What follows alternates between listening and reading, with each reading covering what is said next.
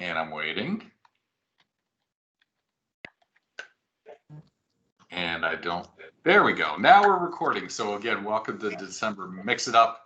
And we thought, what an appropriate time to talk about year-end closing, given it's the year end and everybody's going to be going through their closing process, or most folks are going to be doing that shortly. So we assembled a panel of very smart people to share some of their tips. And of course, if you've got some tips, we'd love to hear those as well. Or if you have any questions, I guess, around year-end closing, let's just have an open conversation like we normally do. And before that, of course, we got a couple formalities to go through. One, of course, is making sure that you know about the January Mix It Up. In January, we're going to be talking about permissions and security. It's kind of a permissions and security month. Cynthia Prevey from New View Strategies is actually working with a couple of the partners out there, eFocus Canada and Accent Software, to host two separate security and permissions classes. And so those are coming up in January, and you'll see some posts out on social about that if you're interested. Also, if you haven't seen yet, the request for proposals is open for DynamicsCon. I think it's early March is the actual event. The request for proposals is open through end of December, and then we all get to vote on sessions in January. So looking forward to that. A lot of proposals going in already, so a lot of energy around that. So if you're attending for the first time, we again try to keep it informal, just have a conversation and share some information, help everybody out. Please share your webcam if you can. If you're not speaking, go ahead and go on mute just to manage the background noise, but know how to unmute yourself so you can jump in. And again, we'll be voting at the end for the favorite tip, so we can send that person a tie-dye shirt. And I think always my favorite part is turning it over to the bartender and having our themed drink for the month. So Kimco, would you like to tell us how to make a touchdown toddy? Yes. So I thought, you know, it's December. Maybe we'd go with something a little bit on the warm side. I have no idea how this is going to go. This is either going to go really good or really bad. So looks like it's got potential. It does have potential. And I decided to try something new this time. Quick story, funny story. So one of my great aunts made pies for the holidays for like 30 years, right? Just grown up. For 30 years, I'd go up there and we'd have pie. It always was never done in the center. And, you know, she always struggled. One year I went up there and she's like, how do you like the pie? And I'm like, oh, it's great. I'm like, what happened? And she's like, I used a timer. So I'm going to use a measurement cup this time and see if I can actually get the recipe right. So it's a long ways for that story. But so what we're going to do is do 3 ounces of hot water. Hopefully it's still hot. I don't even know where this little cup came from. I'm sure it's not for bartending. We're going to do 1 ounce of honey. I don't know. That's a little harder to measure. Going to go on mute for a second while I stir.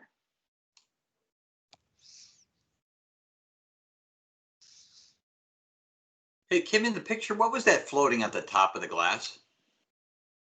I think that's like some sort of spice, or it might be cinnamon or something else.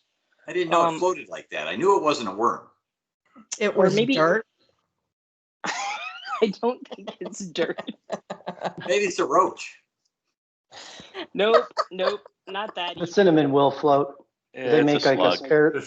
The tequila will kill anything in there anyway. That's all right. Exactly, right? It's always good for you. I'm using a Patron, and I like this one. It's like a Añejo. It's almost gone. Well, there is that. I mean, there's only a little bit in there. Let's just finish that off. I mean, while we're making the drink. I like this one because it's kind of smooth. Like they age it for like 14 months in bourbon barrels, which gives it a little bit of a different twist. So I've got the tequila in. I've got a little bit of vanilla. Ooh, that might be way too much. A little bit of lemon juice. And now here comes the moment of the truth, where you're all going to know it's either really good or really horrible. I'm a little bit scared. Who's gonna measure this? Get ready to Well, at least I screenshot did. this. Yeah, right. Because you guys all know I can't play poker, so.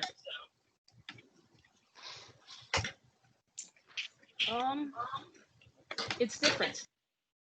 It's not horrible. So there you go. Cheers. I mean, it grows on you. Cheers. The picture had it hot. Are you supposed to heat it up? It is hot. I did put some hot water in here. Oh, okay. I just don't. Kim? I just like tequila plain. Did you use the honey from your parents? I Is that your did. parents' honey? Yeah. It is. You have to tell them the Yes. story of your parents' honey. Yeah. So my parents actually have bees on their farm, and it's kind of funny because I actually have to go on the wait list to get them to send me honey. But they have like 5 hives, and they like to every time I come down try and make me go out and play with the bees, which I am not going to do. But yeah, so it's from Kentucky, so it's pretty good. That is super cool. It really is. Yeah. I haven't tried this yet. I'm intrigued. Like I could see it going well, or maybe not. I don't know. Maybe it's not an afternoon drink. No, it might have been. Yeah, no. Mm-mm. It really is like if you have a sore throat, it would be good for that. Yeah. For sure. Yeah. Just stick to plain tequila. You'll be fine. Simplest drink. All right. Thank you, Kim. Fantastic. Okay, just a reminder to everyone, jump in with questions and comments and other tips and so forth as we move through here. And let's go ahead and get to some great tips. As mentioned, we've got a panel of experts on today, and I went ahead and ordered them as such, but let's go ahead, run around the horn real quick and do introductions, and then we'll circle back to Kristen for the first tip. Kristen, are you there? I'm here. Yeah, go ahead and introduce yourself real quick, please. All right, my name is Kristen Hossman. I'm a senior consultant, Dynamics 365 Business Central senior consultant for Boyer & Associates, and I personally am based out of the Denver area. In a beautiful state of Colorado, where we have snow on the ground and blue sky. Yes. Shannon, are you there? I am here. My name is Shannon Mullins. I'm Microsoft Practice Director for Morgan Franklin Consulting in Nashville, Tennessee, actually located in the big VACO headquarters office today, doing a Teams webinar earlier this morning. So this is my second one today. So I'm a little tired, but excited to be here. And it's cold in Nashville, but we don't have snow. Yeah, you remember back when, just earlier this year, where all this was, this is new, getting on all these virtual webinars, and now it's most of the day, isn't it? My gosh. We have 2 Shannons with us today. Shannon Price, are you there? Yes, I'm here. I'm Shannon Price, Director of Financial Systems for David's Bridal. And you're getting some snow soon, aren't you? It's snowing right now. Yeah. Kids just went out into the snow. Yep. Awesome. I'll enjoy that. All right. I didn't see AJ on yet. AJ? All right. Hopefully AJ will join us later. And Carrie Peters. Hey, everybody. I'm Carrie Peters. I'm the CEO of Newview Strategies. I'm so glad to see everybody here on this meeting, and I'm excited to talk with you about tips for the fiscal new year and what else you can do. Yes. Excellent. All right. Hey, Kristen, I don't remember if you wanted to show something or just present, but you can take it away. Yeah, thanks, Mark. Yeah, I was just going to kind of talk through my couple minutes that I have instead of showing something. But, it's getting year end, obviously. That's why we're all here. And some questions that I've gotten from clients lately is, how do I process year end? What's the best practice? And I don't want to give all the tips because then the rest of the people on the board here on the panel will hate me for giving them away. But the big ones are going to be, if you're not comfortable doing year end, if this is your first year end, go ahead and make a copy of your company and do it in a test environment first. And then my second tip is going to be make sure that your chart of accounts as far as balance sheet accounts versus income statement accounts is correct, because that was always an issue that arises. Mid-January, tons of support cases come in, and these users have closed the year, and they figure out that one of their balance sheet accounts was actually tagged as an income statement account on accident. So, make sure that those are correct. Maybe set some controls around your chart of accounts so that if they are modified or added, new chart of accounts throughout the year, maybe it goes through a workflow first to make sure that everything is correct. And then my very last tip is going to be around dimensions. If you use dimensions, have the conversation with your company first and know whether or not you are closing the income statement at an account level or at an account/dimension level. So those are my tips for you guys. Fantastic. Any questions on that? I'm wondering, how many people do make a copy and go through some tests and so forth? That seems like such a no-brainer, but boy, I have a question, thought about Mark. that before.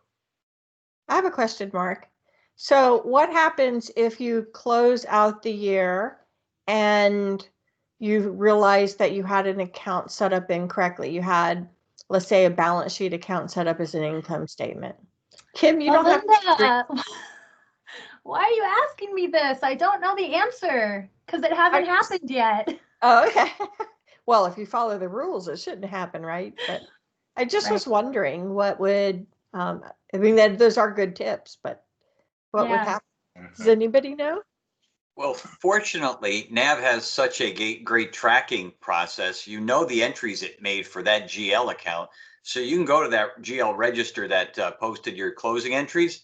And I would use the same document number. And then I'd also change the description to say correcting for balance sheet account that accidentally closed to retained earnings and just reverse the entry. But the key here is going to be using the same document number. So when you navigate, all those entries come together and net to zero. That's good. So Rob, would you go into the chart of accounts and fix the account type first before you make the entry? No, I wouldn't, because you still have to go back and close those entries. I got to think about that a second. If you make the reversing entry, no, as long as you don't run the close the entry again, you can do that up front. Yes. Okay. Correct. Yeah, do it that way, Rob. You also need to watch your date to make sure that the date that you're posting your correcting entry is a C date. So it ends out in the same limbo that the original entry was posted into, that kind of limbo between December 31st and January 1st.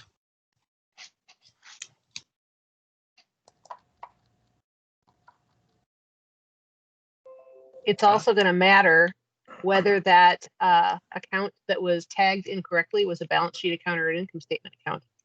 If you think about that for a second, right? If it was supposed to be an income statement account and it was not, then it will not have been included in the roll-up. It'll have been skipped because the system would have thought that it was a balance sheet account.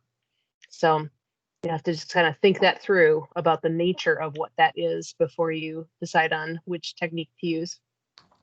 And if it was a balance sheet account that was supposed to be income, then you're going to have to reclose the income statement one more time to pull that in. Yep. And pray to God there's no foreign currency involved. Yes. Uh-huh. Good point, Steve. Sounds like this is a mistake you don't want to make. No. Check first. No, Which but is if why you you make make a a copy ahead. company first. yeah, I was just going to say that very same thing. Make a copy of the company if you make that mistake again, even, and try your fix. So one other thing though that can keep in mind, if you do have a totaling account in your chart of accounts that says, here's my net income, that should be the number that you pull into your GL, your journal entry before you actually even post it. So when you run the close income statement, you can always delete all the entries and rerun that again. So that's another tip to catch what she was just pointing out, is verify that a number that you think you're going to post retained earnings is the true net income.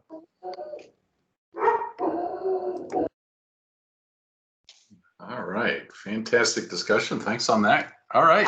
I can translate dog. He was saying that was the really great tip, Kristen. Yeah. Yeah. Yes, it was. Thank you. Very Hey, happy. Mark, I was going to do another comment on the asking somebody to do a backup for you or restore to test your production database. If you're thinking, oh, that's an IT thing, I don't do that because I'm in accounting, I would suggest that you should be asking for a button provided by your IT department to run a script that does a production into test backup and restore for you, so that you can do it any time of the year when you need to test some process on a copy of your production database. Nice. I wish more of our clients had IT departments that were so user friendly. Well, there are but consultants out there available. Are we talking about a backup and a restore of the database, or are we just talking about making a copy of the company? I think Kristen was talking about making a copy of the company. Every environment is different and unique in how how you go about making that happen. But yes, sometimes just doing a company clone within a database is sufficient to do it. And it also depends, we talking NAV, we talking BC, we talking in the cloud. I mean, there's so many angles. I mean, good old NAV, of course, obviously you can go in and do a quick backup, which you want to store because you definitely don't want to corrupt your financial data. That is critical number one. And then, of course, in the cloud, you've got the auto backups that are happening on the Azure site, or if you're on-prem, make sure you're doing your own SQL backups, obviously. So I think Kristen might have been mentioning just a general backup, but I'll let her answer her own question. Yeah, no worries. So I'm obviously talking about Business Central. You can go into the companies window and select your production company, and then you can do a process copy, and you can just create a new copy of that specific company. So that's what I'm talking about as far as making a copy of the company.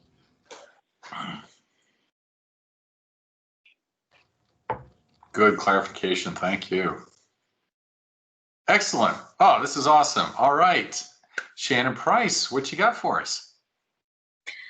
Well, I think I can piggyback a little bit off of what Kristen was saying. And so full disclosure, I'm in a very old version of NAV, NAV 2009. So I don't get to show you any kind of fun NAV things or talk about that. But the one thing that we do use a lot of is, the reporting tool of JET, which, I'm sure there's other things that do similar, and you can do these kind of things. So what we do is we make a lot of what I call trigger reports, so that if we find certain things that happen, or we want to make sure that they don't happen and we want to catch them very quickly, we set up, we schedule the reports to run every day and look for this scenario, and it only will send if that scenario happens. So we have one set up for, say, an item was set up and the average cost wasn't, or the cost method wasn't average. Okay, so we have a report that runs every day, and it'll send it to us so that we catch it before anyone starts actually booking to it. Similarly,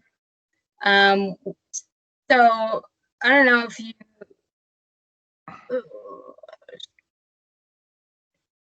let's see, I can show you, it's not rocket science.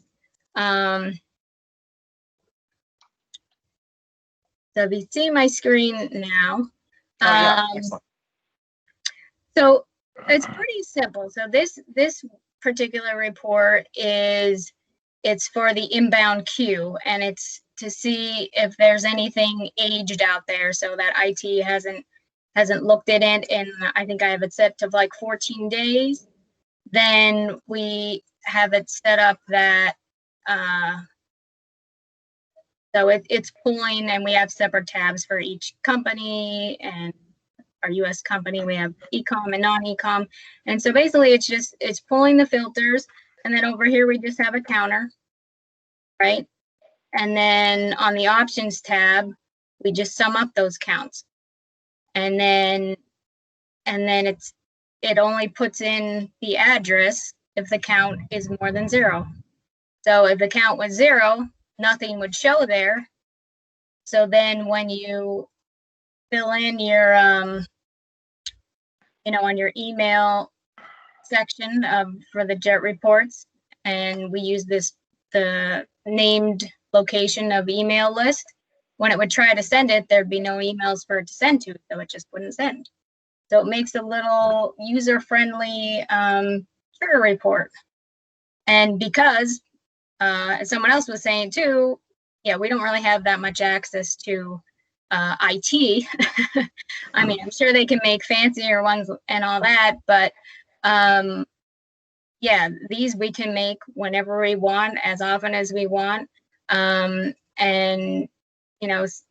just have all kind of things. Here's one that's saying 0 cost. So this one, if there's anything in the item ledger entry that had 0 cost. And so these are showing up because I forgot to exclude this item that's new. But yeah, it'll show you all the details for it. And then we have other ones where, so this is like a particular scenario that we know happens. We haven't been able to get fixed yet. So we just want to know, tell us when it happens so that we can fix it. And then we even put the instructions right there. This is how you fix it.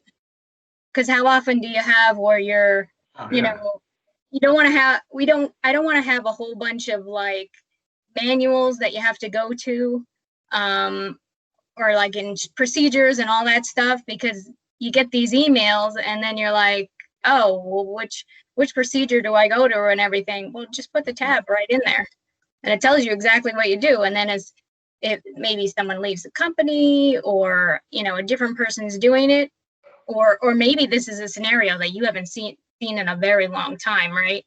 And, this was set up like 2 years ago, and then all of a sudden it comes and you're like, oh, I don't remember what I'm supposed to do for this. Well, the instructions are right there. Tells you exactly what to do. So that's my tip. How fantastic is that? I love the instructions built right in. That's awesome, Shannon. Yeah. I know. Yeah, that was something we came up with just as of lately, and I was like, wow, why did we not think of that before? Right. Love seeing that. My gosh. Yeah, trying to make a lot out of a little. Using the tools that we have to their maximum abilities. Well, yeah, you got to be careful. You may be stuck on 2009 forever. So. Well, yeah, I do make it way too easy for our IT. Excellent. Hey, thanks so much for sharing and being able to see that. Thank you. Any comments, questions on that? No, that was very impressive. Yeah, that was a lot of fun. Excellent. All right. I still don't see AJ, which is just mysterious. I hope he's okay. I texted him. Excuse me. So maybe he'll be jumping in later on. So we'll go ahead and go to Carrie, who probably has 100 tips. Yeah. I have a few to pick from, but I'll pick on my top 2. Right. So I'm not going to have anything to show. I just want to talk a little bit about a couple of things that I find that are common needs. So I'd say the number one most common misconception that I run into about year-end close with our controllers and accountants who are in our boot camps is that you have to wait for the auditors to be out the door before you can close your year. And that is absolutely not true. You can do more than one fiscal close so that you can roll your income statement balances to your equity way before you complete your audit. So a lot of other systems don't have that capability. So that's often where that misconception comes from, is that they had some other software where they did have to wait until the auditors were finished. And the effect of that would be, in particular with your financial reporting, that a lot of times people would create maybe a reversing journal entry to record their fiscal roll that would reverse each month until they got it closed, or they just somehow manually adjust it on their financial reports. And not only is that a pain to have to constantly mentally keep track of that little detail, but you can be subject to error, right? It could happen. You could have an error when you're doing that manual manipulation. So my suggestion for doing multiple year-end closes is pick a few points in your closing process that make the most sense to you and close it according to that schedule. So when I was a controller, I had a calendar that had my month end and my year end broken down by dates. And I had specific triggers where I would kick off a close so I could pull forward anything that had accumulated on my income statement through that date. And my trigger points were when sales was completed, when accounts payable was completed, when I was finished with general ledger reconciliation and evaluation. So when my trial balance was final for my auditors, and then if the auditors had anything for me, I'd have a spot for them. So it made it nice and easy. It was very clear about what was happening throughout our close process. And it made a big difference with being able to see the results as they were accumulating. So the only thing that you need to do with Business Central or NAV, this is the same for all versions, is simply run the close income statement again.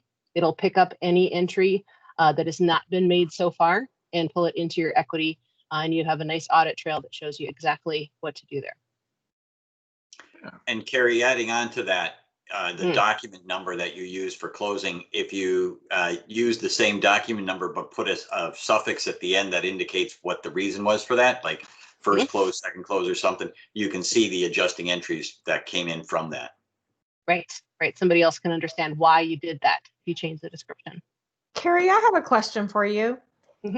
When you're looking at in the GL entries table, how can you tell which entries are closing entries and which ones are not? So the closing entries are the ones that have a C in front of the date. So if you have a traditional calendar year close where you have 12/31, 2020, let's say, all of your entries for the month of December, including anything made on the 31st, will have just a normal date. But the closing entries will always have a C in front of them. And that's really technically a 13th period. So it's excluded from filters. So your closing entries don't get included with your December activity.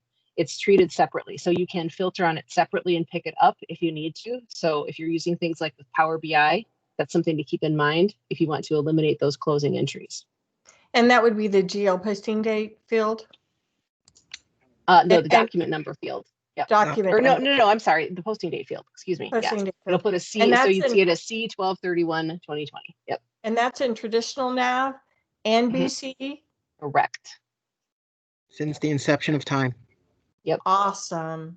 Yeah, it makes it super clear. I'm a GP girl turning BC. Yeah. So there is going to be a 13th month of 2020. That's what you're telling us. With COVID, there is, but only for a flash. We're doomed. But there always has been 13 There months. always has been, so it's nothing new, Bob. Yeah. Awesome. Wasn't that a song a while back? I'm a GP girl turning BC. Something like that? No? It is now.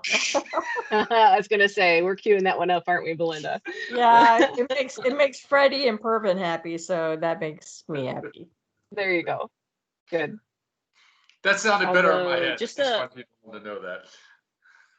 Hey, just a quick note on that, and Bob may know the trick, but I think through SQL, it still just shows the posting date. I don't know that it shows the C in front of the posting date in SQL. I'm glad you said that, Kim, because I haven't seen any with the C in front of it. So, And Yeah, Bob, I don't. That's there must be some other bit on the Yeah. record because it is a date value right. that's That's stored. really I, don't know. I have run Have into to that look at too. I believe there's another field on the entry that's a system field, so it's not something usually that the users can see, if I remember correctly, that indicates it's a closing entry. but if that Well, you doesn't can do us see it. good for writing. Well, you can see it through the user interface, Cynthia, and I Oh, think we can may you? just need to, we may just need to figure out if there's something extra we have to do to that field in SQL to show it that way. Well, you know me, Kim. I'm gonna take my Sesame Street approach to SQL. Then one of these things is not like the other, so figure out which one it is. Yeah. So Kim, related to that, we know that there's a prior year entry field, just a Boolean, right? Yes or no? Yes. Isn't there one for closing entry? I don't recall. Yeah, I'm pretty sure there is. Because it's been a long time since I've seen that. So, but So I there think is a there's source Boolean. code called closed income statement. I was thinking that that would be on these. Yep. You could use a And it source might be code that. too. Yeah, Yeah, but okay. together with the posting date, those couple of pieces of data will be helpful. The prior year entry will not be helpful to you in that instance. I would not That's exactly latch right. onto that piece of data. Yeah. Yes. Yep.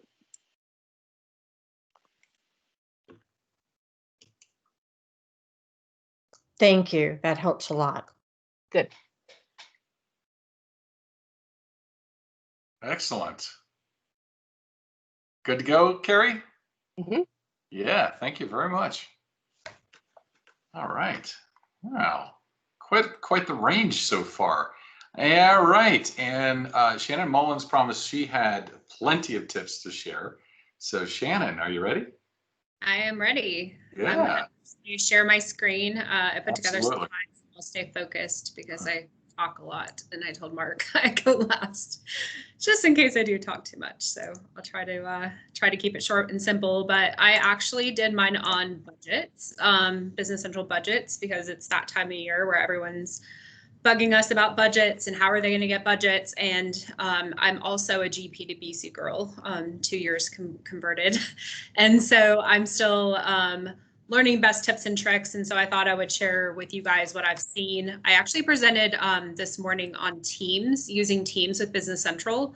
So I'm going to show a tip and trick I shared there as well on Teams, and like what you can help your clients with, or if you are a client, how to do the budgets inside of BC as well, like using Teams. But I wanted to start off with GL budgets.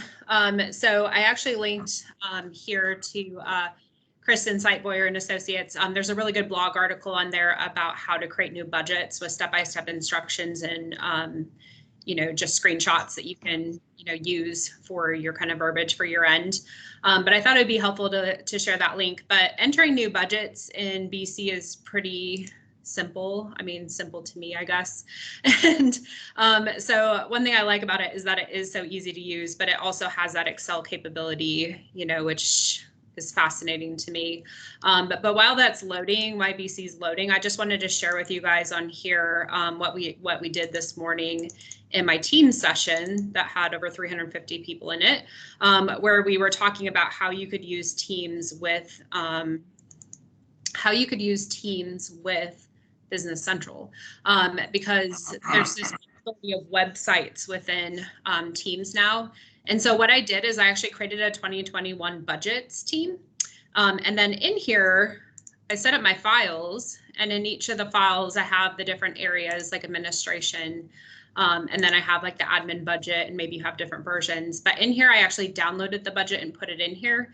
But that's helpful. I mean, it's okay, helpful, because you can share in Teams. If you open this up in Teams and you're editing it either in Teams or in Excel, it's going to save all the changes and kind of sync up inside Teams. So you can have 3 or 4 people working on the budget at one place. I absolutely hate it. I said this morning. I literally hate it when someone sends me a file now when it's already in Teams, because if we're editing it both in Teams, we're on the same version all the time. All right. So anything you open from Teams, even if I open this in the desktop app and I make changes, it's going to roll forward to, whoever's helping me make the change. But that came from BC. right? I had downloaded that.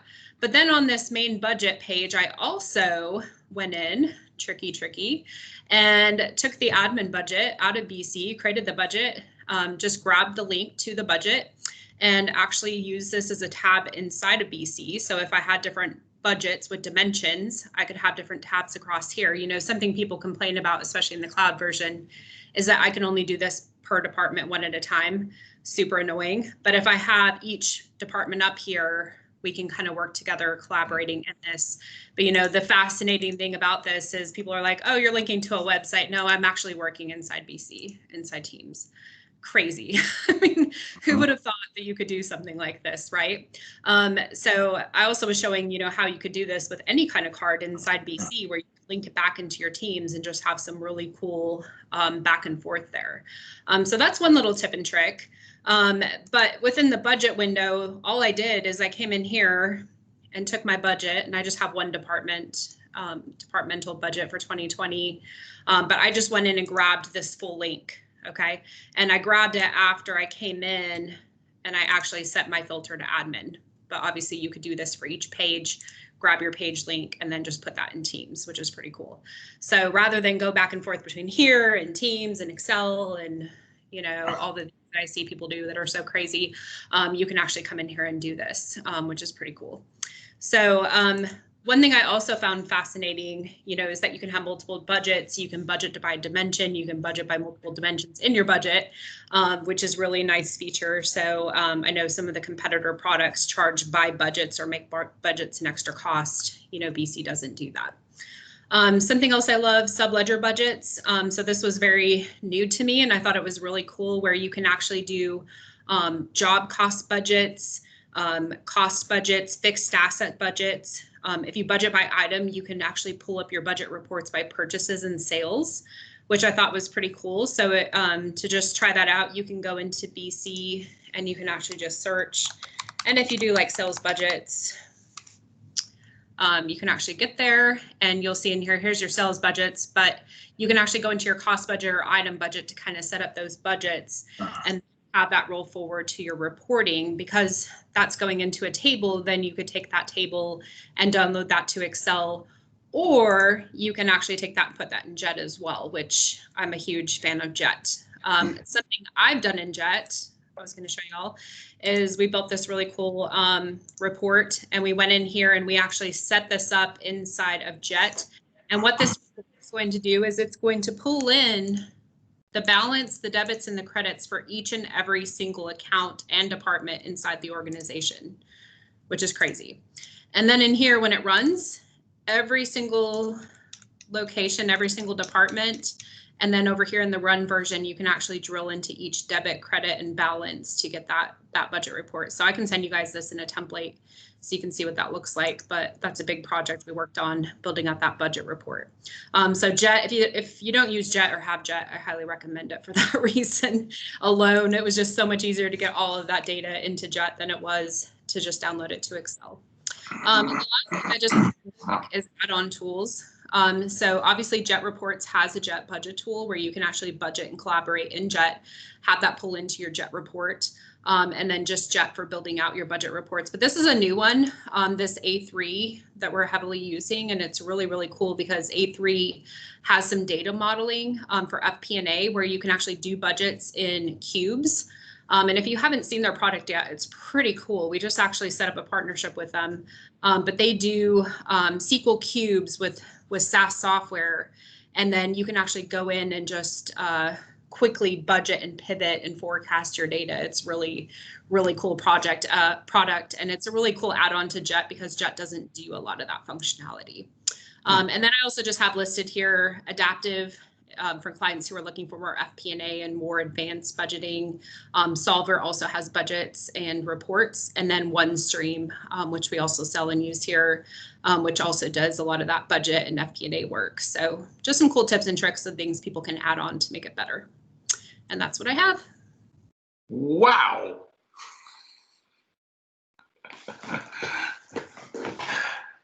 I wish you'd shown more. Always leave them hungry, right? Yeah. Yeah.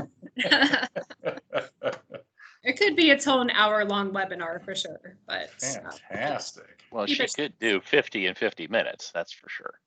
That was great. Was great. Yeah, that I Teams have to tab keep was really slides, and cool. then I stay on. If I keep slides, I stay on topic. Okay. So is that A3 product fast?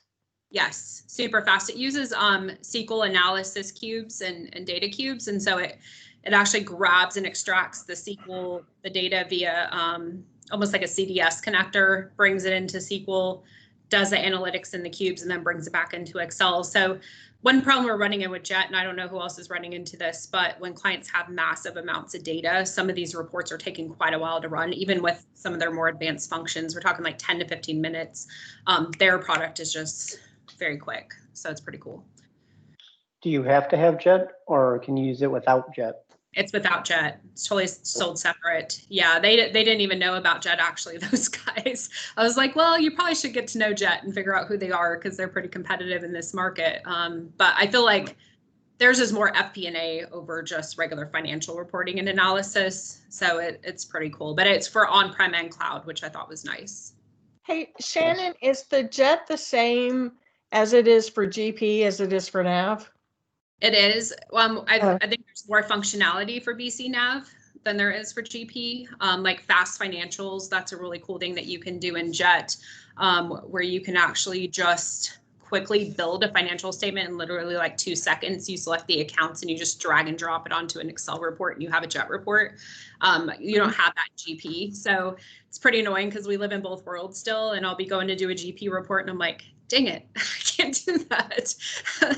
Well, I asked because I picked up a lot of tips on how to optimize the data a little, make it work a little faster.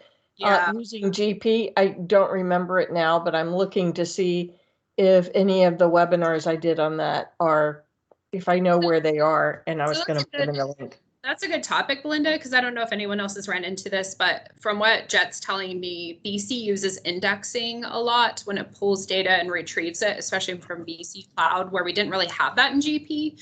So the way that the procedures run behind the scenes to actually like get the data is totally different. And so, like I said, it's pretty frustrating because I go back and forth between projects of GP Jet and BC Jet, and I'm like, oh my gosh. But yeah, it's interesting, Belinda. They said there's best practices for both, but they're not the same. Gotcha. I just couldn't remember what it was, but I remember dealing with that, and I was beating my head on the wall. I like the way Jet works as far as how you connect and you do certain things, but the speed of it just. Yeah. Well, I originally built that budget report with the GL function, and it literally took an hour and 55 minutes, I believe, to run. I was like, I contacted them. I'm like, there's got to be a better way. And they showed me some NP functionality, and that sped it up to 15 minutes. But still, 15 minutes for anybody is pretty annoying, you know? So they're like, why does it take 15 minutes? I'm like, well, it's getting all of your data with your debits and credits. So it's going to take a little bit, but still, they like fast, you know? But it was pretty cool to see what the other Shannon did with Jet too. That's a really cool idea. I have not even thought about that for like triggers on tables. So that's pretty fun. I like that. Fantastic. Shannon, thank you so much for going through that. Appreciate that. Is AJ here? AJ's jumped in. He's made his dramatic entrance. So I imagine he's got an incredible tip to share at this point. So the pressure's on now, AJ. Are you ready? So I guess my tip is don't be late to the meeting. Mark will put you in the spot. That's my dramatic tip. No, it's true. So we were in the middle of doing our year-end processes, and many of those are planning related. A lot of those are financials related.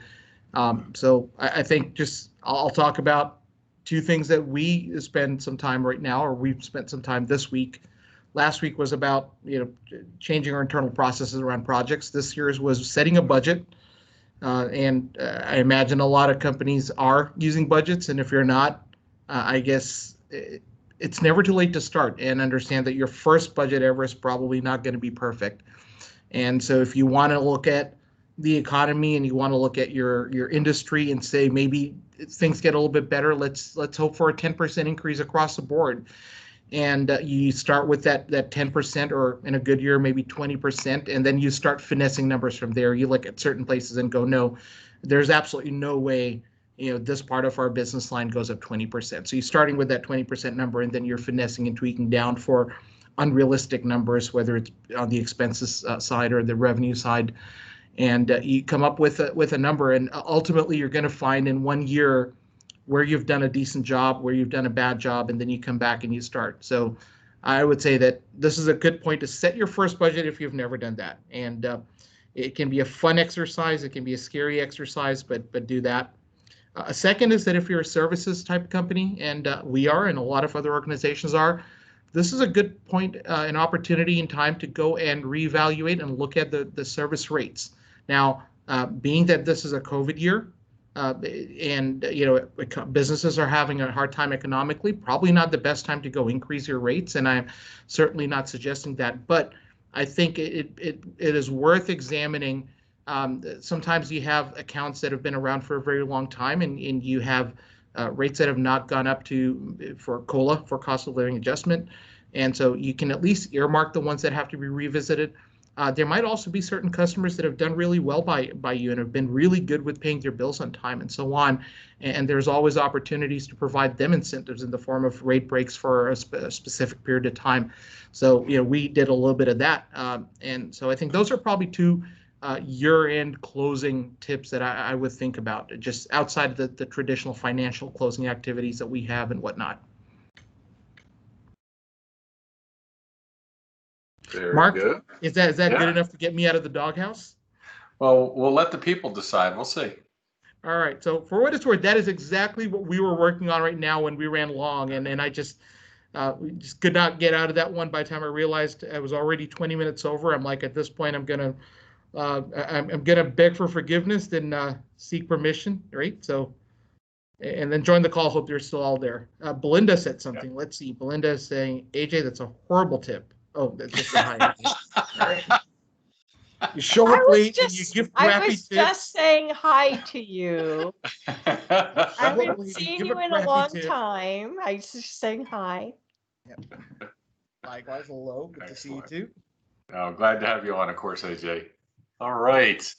Wow, we covered a lot of ground today. That was very impressive. I'll do one more call. Any other quick tips to share or questions on anything we covered?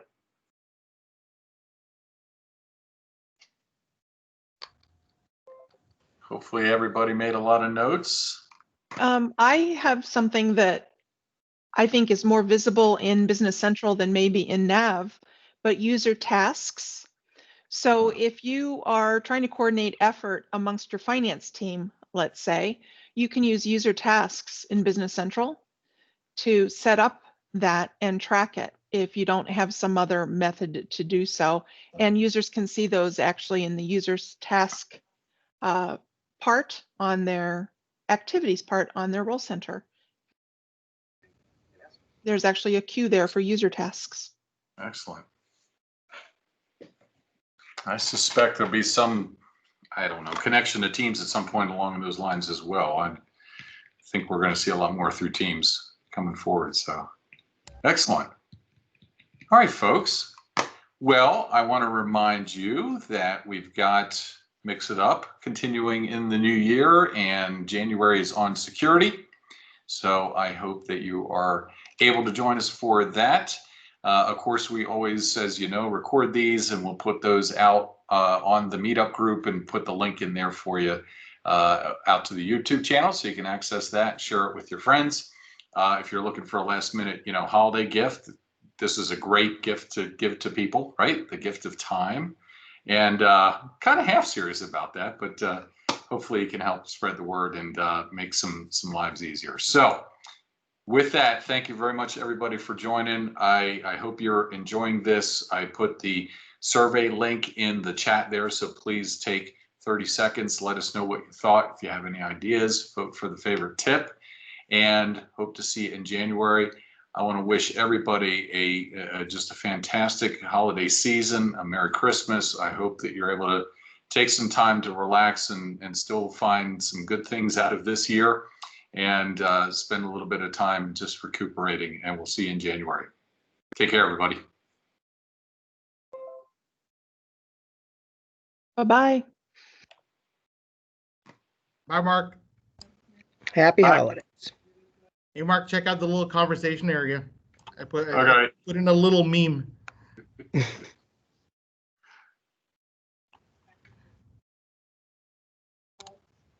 Very nice. Thank you. Take care, man.